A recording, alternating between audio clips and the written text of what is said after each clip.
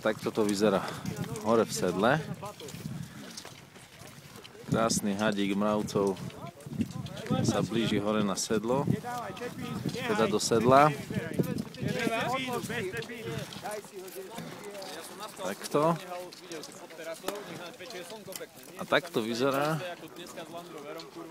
zhon priamo v sedle, kde musia dať dole lyže, pasy, mačky na lyžiarky. Takto. Takto vyzerajú mačky na lyžiarky. A presunieme sa, aby sme videli ďalej, ako musia ísť dole.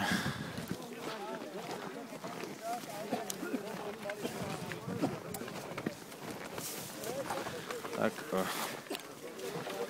pozeráme na pretekárov, ktorí už idú dole.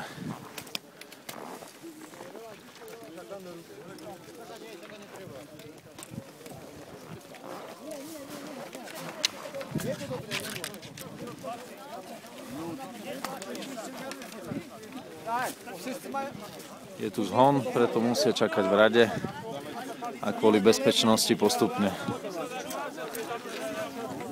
prejsť dole.